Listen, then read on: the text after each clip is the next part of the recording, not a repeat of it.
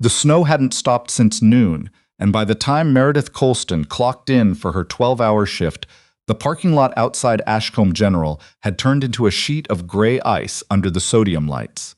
She didn't notice the cold anymore. 6 years on the trauma floor did that to a person, dulled the small discomforts, so there was room left for the big ones. She hung her coat in the staff room, clipped her badge to her scrubs, and caught her reflection in the metal of the supply cabinet for half a second.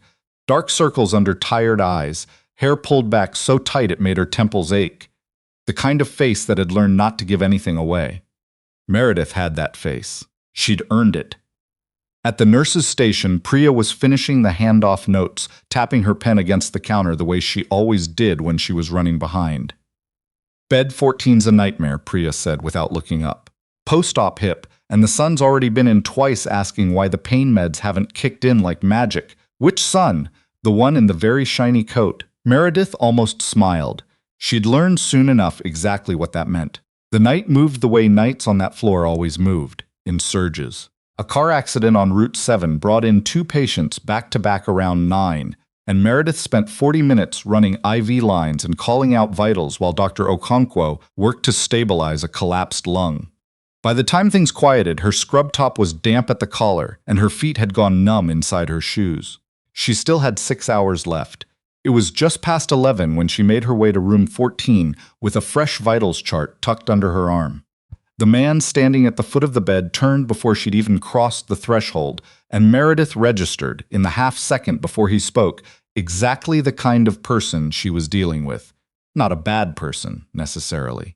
Just a man who had never once in his life had to wait for anything, and had decided, apparently, that a hospital corridor at 11 at night was not going to be the place he started. Finally, he said, "Do you know how long we've been buzzing?" "I'm sorry for the wait, sir. We had 2 trauma admissions. I don't care what you had. My father is in pain." He gestured toward the bed, where an elderly man lay with his eyes half closed, clearly more embarrassed than distressed. "You people gave him something 4 hours ago, and it did nothing." Meredith kept her voice level, the way she'd trained herself to over years of exactly this. "I can check his chart and see what we can adjust, but I need to review his history first, given his age and the other medications he's on. It's for his safety. His safety." The man, tall, expensively dressed, a gold watch that caught the fluorescent light every time he moved his wrist, laughed without any humor in it at all. "You're a nurse. You check a box and hand out pills. I don't need a philosophy lecture on his safety from someone making $22 an hour." From the bed, the older man murmured, "Grant, please." "No, Dad. I'm done being polite about this." Grant took a step closer to Meredith, close enough that she had to resist the reflex to step back. "I want a doctor in here in the next 5 minutes, not another nurse pretending she's qualified to make that call." "I understand you're frustrated," Meredith said, and she meant it. She always meant it. That was the strange discipline of the job, holding real compassion for people who were, in that same moment, treating you like something they'd scraped off a shoe. "I'll page Dr. Okonkwo right now. In the meantime, I can check." She never got to finish the sentence. What happened next took less than 4 seconds, though later, when she tried to describe it to the hospital's incident review board, it would feel like it had unspooled in painful slow motion. Grant's hand closed around her upper arm. Not a tap, not a gesture, a grip, hard enough that she felt her own pulse jump against his fingers. And he pulled her half a step backward, out through the doorway and into the hall, his voice rising to a pitch that carried down the entire corridor. "You people don't get to just walk away when I'm talking to you. Let go of me." Meredith kept her voice flat, controlled, though her heart was slamming now. She twisted her arm, the way she'd been taught in a self-defense refresher years ago that she'd never imagined she'd actually need at work, but his grip only tightened, and in the awkward push-pull of it, her feet slid on the recently mopped floor. She went down hard, onto one knee, and then fully to the tile, her clipboard clattering away, papers sliding out across the floor in a fan. The impact jarred up through her hip and her palm, and for a second the overhead lights swam. The hallway, which had been quietly humming along a moment before, went absolutely silent. 2 other nurses had frozen at the medcart. A porter stood stock still with a wheelchair halfway pushed. Grant stood over her, breathing hard, his face flushed with an anger that had nowhere left to go now that it had already done its damage, and for one terrible, suspended moment nobody moved. Nobody said anything.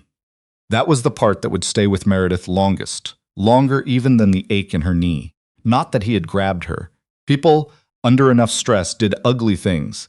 It was the silence after. 11 people in that hallway, and not one of them had stepped forward. "Is everyone just going to stand there?" she heard herself say, from the floor, and the question wasn't really addressed to Grant at all.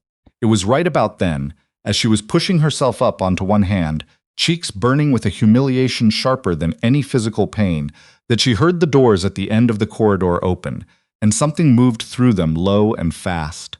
Elias Thorne had come to walk his wife home. It wasn't a thing he did every night. His hours were unpredictable, in ways hers had learned not to ask too many questions about, a habit from 15 years of being married, in effect, to a man whose work address changed more often than most people changed their coffee order. But tonight the roads were bad, her shift ended at midnight, and he figured a warm truck waiting at the doors beat a long, icy walk to the bus stop. He'd brought Nero along, mostly because Nero hated being left in the truck alone, and because after 4 years together, 2 of them overseas, 2 of them here in the quieter, stranger work of learning how to be a retired soldier and his equally retired working dog. Neither of them liked to be far from the other for long.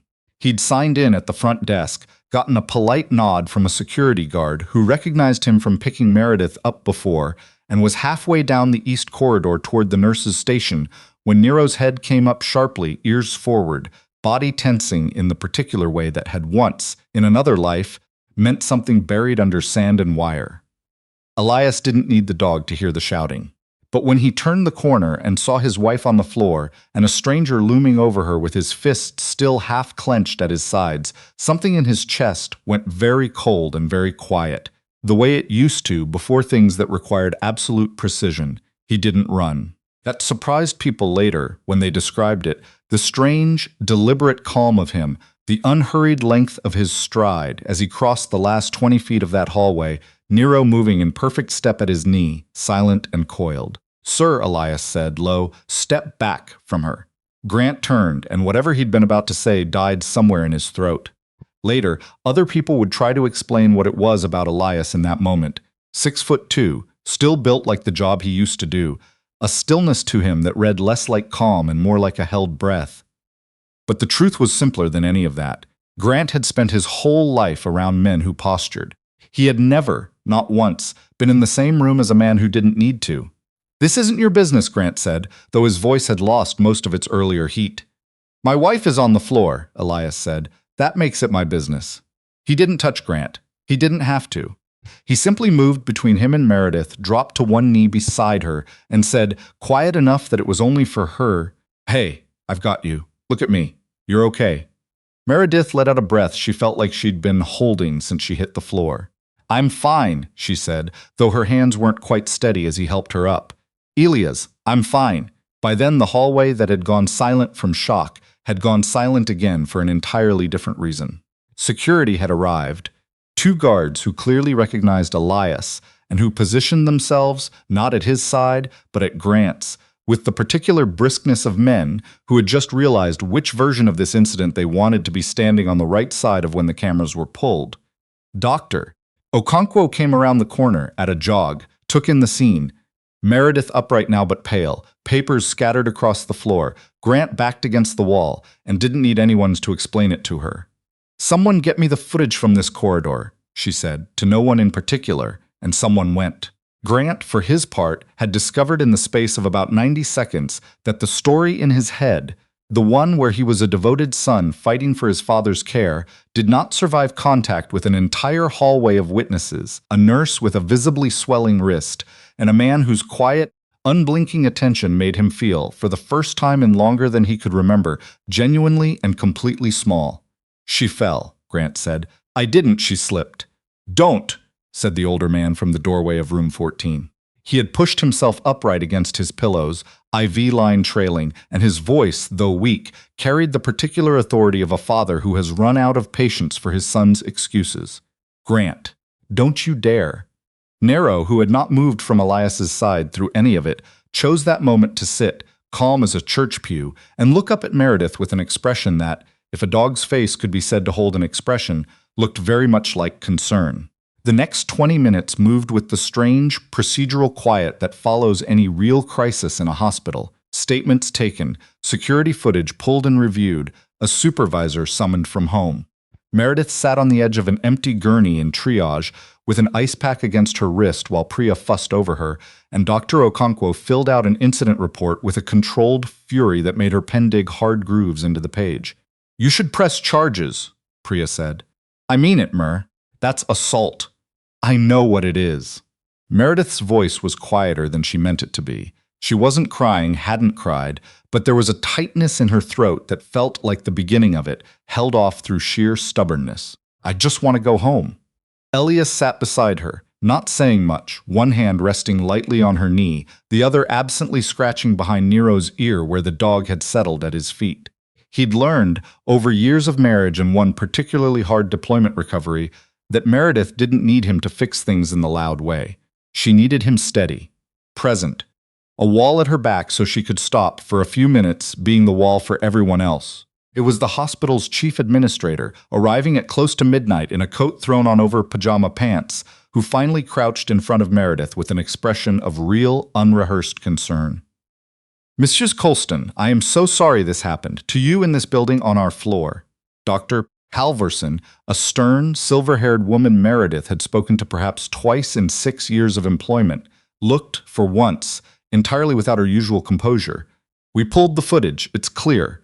He's being escorted out and the police have been called. I want you to know this will not be swept under anything." "Thank you," Meredith said. "I also want to say." Dr. Halverson hesitated, glancing briefly at the small crowd of nurses and porters who had gathered a respectful distance away, unwilling to leave until they knew she was all right. "I want to say that I'm ashamed no one stepped in sooner. That's on this hospital, not on you." Behind her, one of the nurses who'd frozen at the med cart, a younger woman named Colby, barely 2 years out of school, pushed through the small crowd, her eyes red. "Meredith, I'm so sorry. I froze. I didn't know what to do, and I just froze, and I'll regret that for a long time."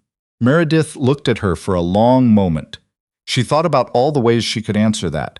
The sharp thing, the tired thing, the thing that would have been true and would have cut. But she found, when it came down to it, that she didn't have room in her for anger tonight. Just a bone-deep exhaustion, and underneath it, something that was almost relief. "You're not the one who put me on the floor," she said finally. "But next time, for someone else, if not for me, don't freeze." Colby nodded, wiping at her face with the back of her sleeve. "I won't. I promise."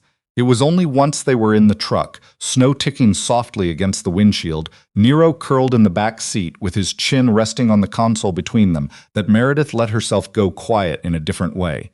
Not composed anymore, just tired. The adrenaline finally draining out of her and leaving something rawer behind.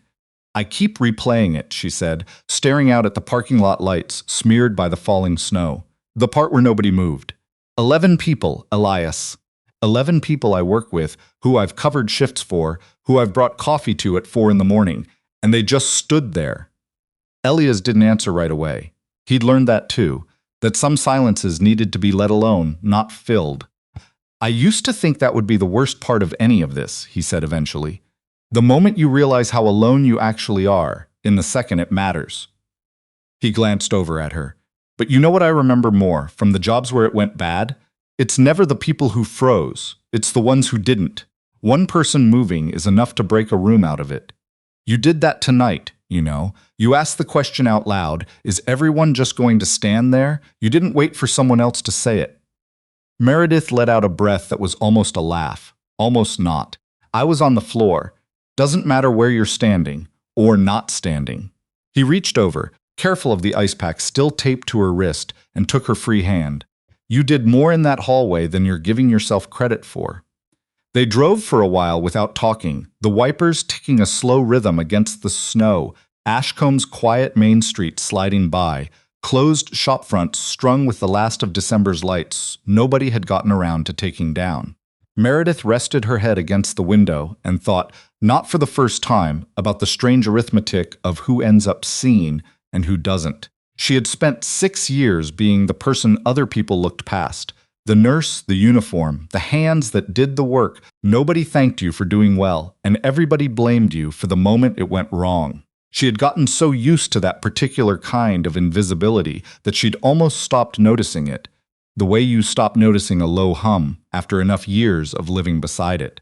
And then a man with a gold watch had reminded her, in the space of about 10 seconds, exactly how loud that invisibility could become the moment someone decided to use it against her. She didn't sleep well that night, despite the exhaustion, despite Elias's arm heavy and warm across her waist and Nero's occasional soft huff from his bed in the corner of the room. Every time she closed her eyes, she felt the tile floor again, cold and unforgiving, and heard the particular quality of that silence. By morning, though, something had shifted, not resolved exactly, but shifted. She woke to the smell of coffee and the sound of Elias moving quietly around the kitchen, careful not to wake her, and when she finally came downstairs in an old sweatshirt with her hair a mess, he already had her mug ready, black, the way she liked it, and a plate of toast she hadn't asked for, but was suddenly fiercely grateful to see. "You don't have to go in today," he said. "Call in. Nobody would blink. I know." She wrapped both hands around the mug. "I think I want to, though. Not to prove anything. I just don't want the last thing I remember about that hallway to be lying on the floor of it." Elias studied her for a moment, then nodded, because he understood that particular kind of stubbornness better than almost anyone alive. It was, after all, a close cousin of his own. The story had already gotten around by the time she walked onto the floor that evening for her next shift. Ashcombe wasn't a big town, and Ashcombe General wasn't a big hospital, and word moved through both the way it always did, faster than official channels ever could. What she hadn't expected was the quality of the attention waiting for her. Priya met her at the door with a fierce hug that nearly knocked the wind out of her. "Everyone's talking about it," she said. "In a good way." "Well, mostly. Half the floor's furious on your behalf, and the other half's asking who your husband is, because apparently 3 different people described him as terrifying and unbelievably calm in the same sentence, which, same, honestly, he gets that a lot, also." Priya lowered her voice. "Grant's father discharged himself against medical advice this morning. Refused to let his son anywhere near the paperwork. Signed a formal statement, too, supporting the assault charge. I heard him tell Dr. Halvorsen his son needed a lesson he should have gotten 30 years ago." Meredith absorbed that with a complicated feeling, something that wasn't quite satisfaction and wasn't quite pity either. She thought of the old man's voice from the doorway, "Grant, don't you dare," and felt for a moment something close to sympathy for a father who had apparently spent decades watching his son grow into exactly the kind of man who ends up shouting in a hospital hallway. Dr. Halvorsen called her into her office before her shift started, and this time the conversation was less apology and more action. A formal statement on record, a commendation entered into her file for how she'd handled the confrontation, and, somewhat to Meredith's surprise, an offer to lead a new hospital-wide training initiative on de-escalation and staff protection born directly out of what had happened. "You didn't ask for any of this to become a teaching moment," Dr. Halvorsen said, "but it is one. I'd rather it be shaped by someone who actually lived it than by a policy binder nobody reads." Meredith thought about it for exactly as long as it took to picture Colby's face the night before, red-eyed, ashamed, promising "I won't freeze next time," and said yes. The charges against Grant moved through the system with the particular slowness of small-town justice, but they moved. He was charged with assault. The security footage left no room for the story he'd initially tried to tell. He lost, in the weeks that followed, several things he'd apparently valued more than he'd let on. A position at his father's company quietly rescinded, a fair amount of local goodwill in a town where hospital staff had more friends and family than anyone with a shiny coat ever accounted for. Meredith heard, secondhand, that he'd sent a written apology, stiff and lawyer-vetted, which she read once, folded up, and put in a drawer without much feeling either way. It wasn't the apology she needed.